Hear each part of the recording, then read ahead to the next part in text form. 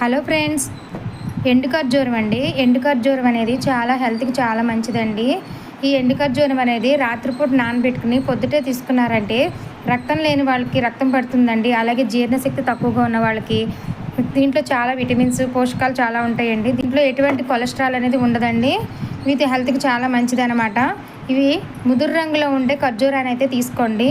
ఖర్జూరాన్ని తీసుకున్న తర్వాత వీటిని కొంచెం దేంతో అన్నా కొట్టారనుకోండి, ఇదిగోండి ఈ విధంగా ముక్క అవుతుంది. లోపల గింజ ఉంటుంది కదా, గింజ అయితే తీసేసుకోండి. తీసేసుకున్న తర్వాత కొంచెం ముదురు రంగులో ఉండే ఖర్జూరం అయితే తీసుకోండి, ఇంకా చాలా మంచిదండి. ఇలా కొట్టిన తర్వాత ఈ లోపల గింజ తీసేసుకున్నాం కదండి, వీటిని రోజుకు ఒక 4 తీసుకున్నా చాలండి. ఈ విధంగా ఇదిగోండి గింజ అయితే తీసేసుకున్నాం కదా, వీటిని ఈ విధంగా వేసేసుకుని